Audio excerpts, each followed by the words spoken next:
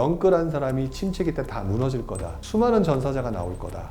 근데 그거를 딛고 일어서는 시기가 바로 거든요. 지난 한 4, 5년간 계속 떨어졌다고 생각해 보세요. 오를 거라는 생각을 할 수가 있을까요?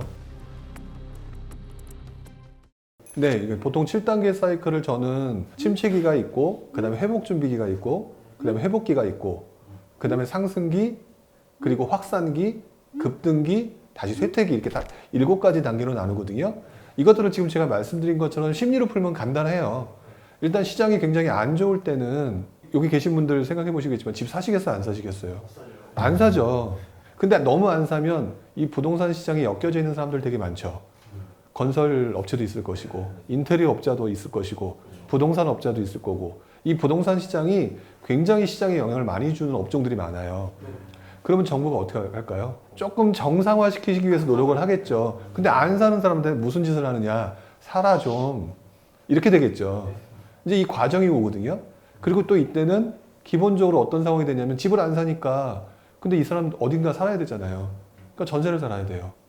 전세 수요가 느니까 전세 가격이 올라요. 이제 이런 상황이 오면서 이 침체장이 점점 끝나는 상황이 오는 거예요. 이제 이러면서 뭔가 회복할 수 있는 준비기가 연결되고 이때 회복 준비기 때 보통 정부가 규제 완화라든지 정상화 정책을 발표를 하죠.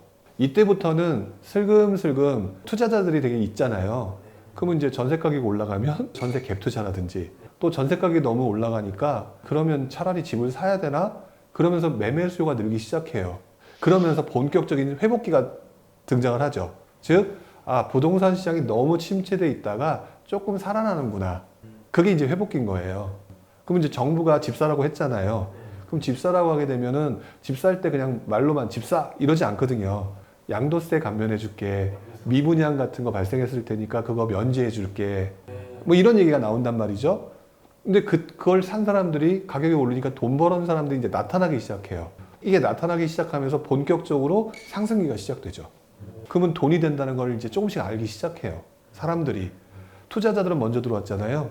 일반인들이 그거 보고 질투가 날까요? 안 날까요? 이게 본능이잖아요. 그러면 그때부터 수요가 실수요자들이 들어와요. 예를 들어서 서울이 올라갔네? 그러면 서울이 올라갔는데 너무 많이 올랐어. 그러면 이제 경기도로 가야죠. 이 옆으로 가는 거예요. 경기도 가는데 이왕이면 경기도부터 오산 평택을 가겠어요? 분당을 가겠어요? 분당부터 가겠죠. 그게 바로 확산기예요. 그러면 그때까지 아니야, 부동산은 함부로 건드리는 게 아니야. 뭐 이렇게 하는 수많은 사람들이 있잖아요. 그러면 이분들도 사람인데 어떤 상황이 발생하겠어요? 다들 나만 빼고 돈 번 것 같아.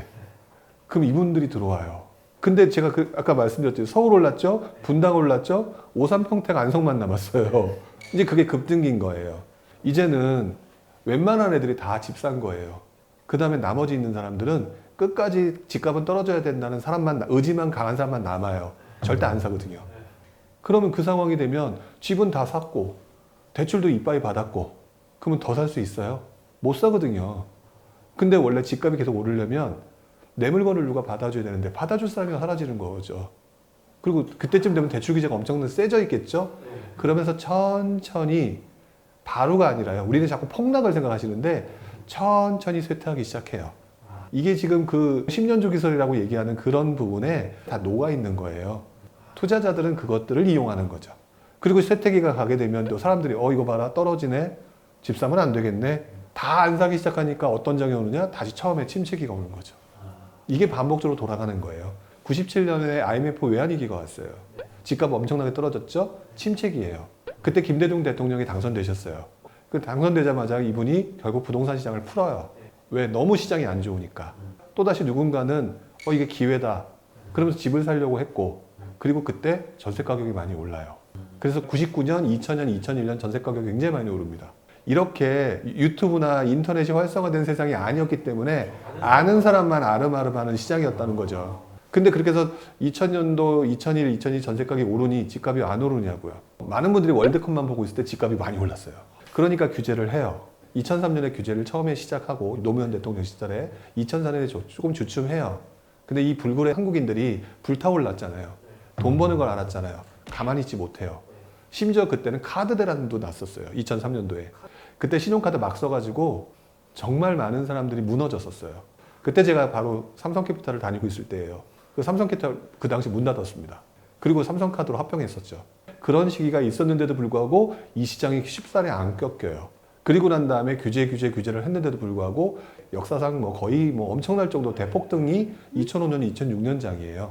즉 앞에 거는 상승장, 조금 주춤하는 듯 하다가 그 뒤에 급등장이 오죠. 그게 2005년, 2006년이고요. 근데 2007년, 2008년도부터 그때부터 신호가 나타나기 시작했어요. 사람들이 너무 힘들어진 거죠. 금리 인상이고 원자재 가격 상승, 지금하고 비슷해요. 전반적으로 미분양도 급증하기 시작하고 이런 상황이 오면서 점차 회퇴기로 갈 수밖에 없는 상황이었거든요. 그때 이제 외부 충격이 금융위기가 오면서 굉장히 큰 충격이 오고 또 한동안 급전직하는 모습이 보였었죠. 이 사이클이 지금까지 돌고 있는데 10년 주기설이 넘었죠. 그래서 저는 지금 상황은 급등기는 지나고 있는 것 같아요. 이미 작년에 엄청 올랐고 그리고 정부 규제나 이런 것들 때문에 지금 되게 안 좋은 상황으로 가서 쇠퇴기인 것 같긴 하지만 아직까지 섣부른 판단하기 뭐한 게 상승 요인이 남아 있으니까. 그래서 이것들이 붙었는데 금리 인상이 이겼어요. 그러면 쇠퇴기를 접어든 거라고 봐야죠. 그리고 무주택자 같은 경우는 그래서 영끌하면 큰일 나는 시장인 거죠. 하락할 수도 있는 확률 50%? 그렇다면은 영끌까지 하게 되면은 진짜 죽으면 큰일 나는 거니까. 그래서 되게 신경 쓰고 봐야 되는 시장이다. 그때가 대박의 시기일 뿐 사실 쇠퇴기하고 침체기에 투자를 못하는 게 아니에요. 예를 들어서 침체기잖아요. 여러분들은 그냥 대폭락만 생각하고 그때는 그냥 끝난 장이다라고만 생각하지 투자가 된다는 사실을 몰라요. 가장 대표적인 게 경매 같은 거예요. 그때는 시세 차익에 대한 욕심이 사라져 버리잖아요. 왜? 안 오르니까. 근데 재밌는 거는 집값이 떨어지잖아요. 근데 월세가 떨어지는 거 보셨어요? 네, 월세는 잘 안 떨어지죠. 오피스텔 같은 게 예를 들게 되면 예전에 1억이었어요. 월세가 50이었어요. 근데 가격은 떨어져서 예를 들어서 8,500이라고 쳐볼게요. 수익률이 어느 게 높아요? 월세가 크게 변동하지 않는 한 가격이 떨어졌으니까 침체장의 수익률이 더 높아요. 어차피 시세 차익형 투자가 안 되는 거 이때는 사람들이 수익형 투자 시장에 관심을 갖기 시작해요. 지금은 대출 규제 심하죠. 침체장에 대출 규제 할까요? 풀어줄까요? 풀어주겠죠. 그러면 돈 있는 사람들은 오피스텔 한 채, 두 채, 세 채 막 사들여 놓으면은 그렇게 되면 월세가 더 많아지겠죠. 뭐 나 한 달에 월세로 한 300 벌어 이런 것들이 알려지기 시작하면서 수익형 시장이 활성화가 돼요. 침체장 때 당연히 투자하는 사람들이 많이 줄죠. 근데 투자자들은 줄어들지 몰라도 투자는 계속돼요. 그리고 책도 항상 보면 폭락에 관련된 책을 보셨을 가능성이 높아요. 왜? 피하고 싶으니까. 사람들한테는 본능이 있거든요. 손실을 피하고 싶은. 그래서 그런 책만 보죠. 지금 이렇게 드리는 말씀은 다 제 얘기였어요. 저도 사람이고 사람이 하는 행동은 똑같으니까 나중에 안 거예요. 아니었구나. 집값이 떨어졌다. 샀는데 떨어졌다. 근데 예를 들어서 좀 자금의 여유가 있어서 예를 들어서 월세 같은 거 수익 많이 받는다. 그러면 그 사람이 불행한 사람인가요? 다시 상승장 오면 집값은 올라갈 텐데 그러면 그 사람은 결과론적으로 보면 그렇게 실패하거나 불행한 사람은 아니에요. 망한 사람이 불행한 거죠. 그 전에 영끌했던 사람들. 그때 수많은 전사자들이 나올 거거든요. 이 무서운 얘기처럼 들리시겠지만 주식시장도 똑같잖아요. 누군가의 손해는 누군가의 앞으로 이득으로 다가오는 거거든요. 끊임없이 관찰을 해야 되는 게 제일 1순위예요. 그러면 수요가 늘어나고 있으면 첫 번째, 좋은 것부터 가라. 사람들은 본능대로 좋은 곳으로 가거든요. 가격이 오른다? 그럼 옆으로 간다. 이게 가장 기본 원리거든요. 지금 제가 말씀드렸던 것이 굉장히 뭐 특별한 이론이나 이런 게 아니잖아요. 결국 다 사람이 하는 행동을 그대로 따라하면 돼요. 처음에 조금 분위기가 수요가 늘어나는 것 같다. 그럼 좋은 것부터 사라. 그러면 일단 제일 좋은 거 뭐 강남이라든지 또는 신축이라든지. 근데 그게 너무 많이 오른다? 그럼 그 옆에 있는 동네를 사라. 또는 그 옆에 있는 동네는 신축을 사라. 그러다 나중에는 이제 구축까지 가는 거겠죠. 이 과정만 반복하면 될 거고요. 모든 과정이 그게 반복이에요. 그 다음에 이제 좀 조심하셔야 될 게 돈독이 오르면 사람들이 미치는 경향이 있어요. 그게 보통 흔히 말하는 비이성적인 과열이라고 표현을 하죠. 왜냐하면 물 들어올 때 노젓는다고 한 채 더 사면 돈 더 벌 거 아니야 라고 생각하는데 사람의 수요가 줄어들 수밖에 없잖아요. 그때는 과감하게 욕심버리고 팔아야 돼요. 사람들이 심리가 되게 재밌는 게요. 예를 들어서 내가 5억에 사서 10억에 팔았어요. 그럼 이 사람이 5억 번 거잖아요. 근데 그리고 10억이 됐어요. 이 사람은 5억이 손해봤다고 생각해요. 이게 사람들의 모습이거든요.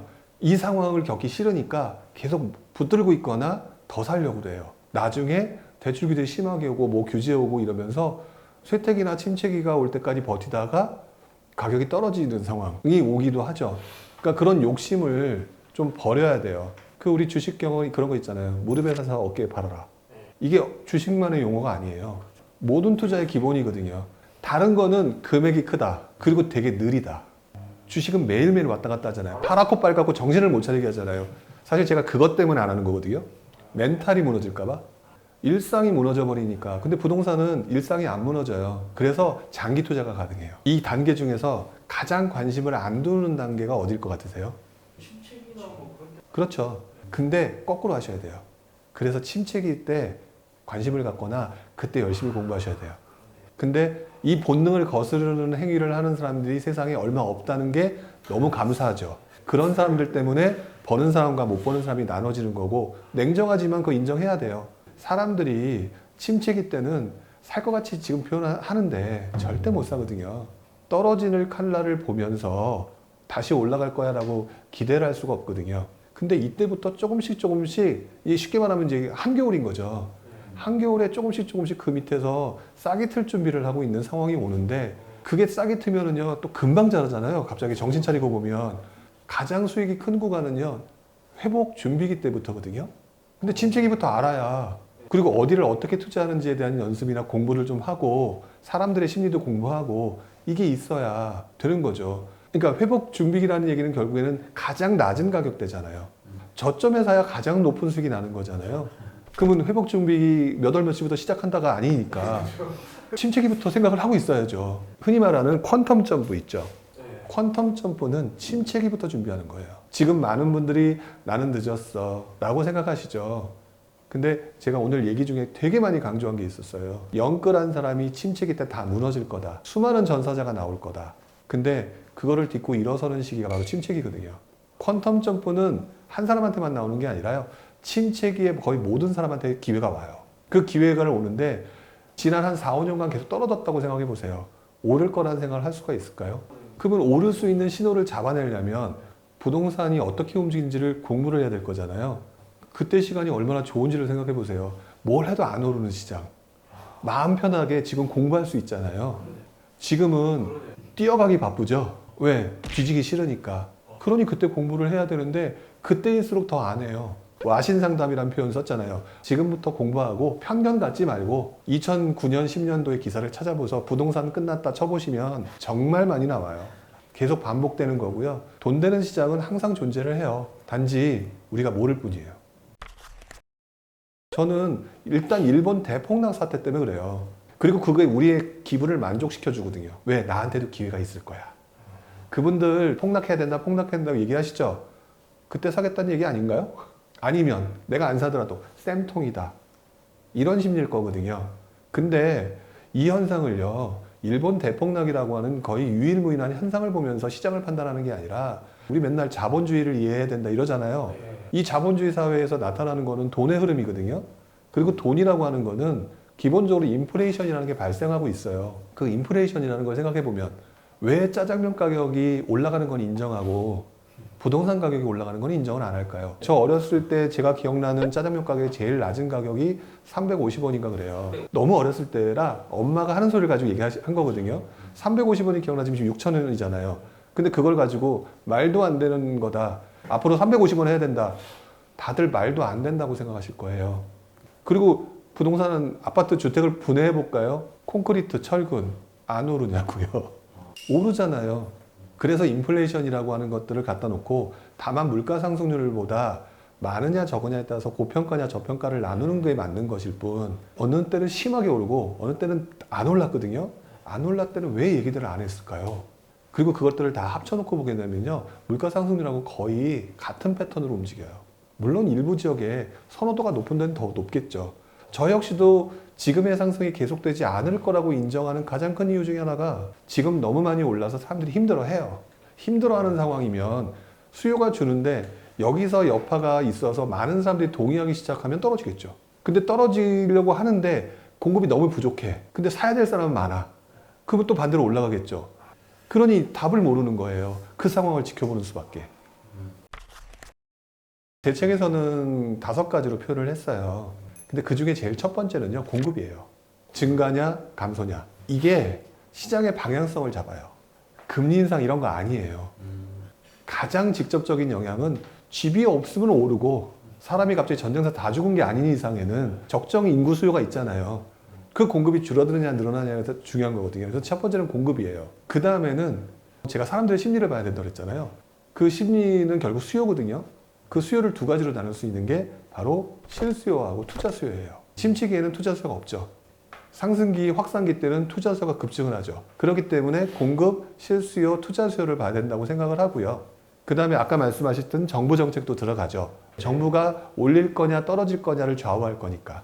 그리고 또 여기에 영향을 주는 게 굉장히 중요한 전세 가격이에요. 매매 수요와 전세 수요는 서로 역의 관계거든요. 매매가와 전세가 중에서 매매가가 전세가로 이하로 가는 경우가 있을까요? 없을까요? 어쩌다 한 번이겠죠. 이 말은 바꿔 말하면요. 전세가가 매매가를 받쳐주고 있다는 얘기예요. 그렇기 때문에 침체장 때 가격이 떨어지고 싶어도요. 또 매매를 안 하면 전세가잖아요. 전세 수요가 늘잖아요. 전세 수요가 는다는 얘기는 전세가가 올라간다는 거잖아요. 매매가가 떨어지다가 전세가에 받쳐서 사방을 다져요. 그렇기 때문에 저는 침체장 때는 전세 가격을 되게 많이 봐야 돼요. 공급과 전세 가격. 공급이 줄어드는가? 그것도 그냥 줄어드는가 아니라 누적 공급이. 왜냐면 누적 공급이 쌓이면 폭발적으로 수요가 늘어날 테니까. 그리고 전세 가격이 받쳐주고 있고 그 전세로 사람들이 많이 몰리면서 치고 올라갈 수 있느냐. 이러면 결국은 나중엔 쳐버려요, 매매 가격을. 자, 그리고 난 다음에 상승장이 들어오게 되면은 이제 수요가 급증하기 시작하잖아요. 이때는 실수요와 투자 수요를 좀 더 집중해야 되고요. 그 모든 기간에 정부 정책의 변화를 계속 봐야 돼요. 투자라고 하는 걸 통해서 수익을 내는 수많은 대상물 중에 하나가 부동산이라는 것으로 인식을 하셨으면 좋겠고요. 그 과정에서 부동산에 관심을 갖고 한번 공부해보고 싶다라고 했을 때는 지금이 상당히 공부하기 좋은 시기예요. 근데 지금 많은 분들이 도망가려고 해요. 회피하려고 해요. 떨어지니까. 근데 제가 약간 편견이라고 그랬잖아요. 투자는 죽을 때까지 끊임없이 공부하면서 그 다음에 기회를 노리는 거거든요. 그리고 쇠퇴기니까 도망가야 되지가 아니라 누군가는 거기서 기회를 만들어내는 그런 것들이 있는 게 그동안 되게 많이 보셨잖아요. 유튜브에서 굉장히 극한의 상황에서 뭔가 기회를 전환시켜서 돈 번 사람들 되게 특이한 분들 많잖아요. 마찬가지로 여기도 그래요. 그러니까 저는 부동산 투자가 무조건 해야 된다라든지 또는 무조건 상승합니다라는 표현을 쓰지는 못하겠어요. 어차피 부동산도 투자 대상이고 상승과 하락이 반복되니까. 근데 지금 현상이 상승장에서 쇠퇴기로 접어든다라고 생각한다고 하더라도 오히려 이때는 공부하셔야 될 기회예요. 이 상황에서 열심히 좀 해주시면 다음번 침체에서 상승으로 돌아서는 장이라든지 또는 그 공부하는 과정에서 깨달음이 생긴다든지 했을 때는 퀀텀 점프를 할 수 있는 대박을 칠 수 있는 그런 것들이 얻어질 수 있을 테니까 그 부분에 대해서는 걱정하지 마시고 꾸준히 노력하셨으면 좋겠습니다.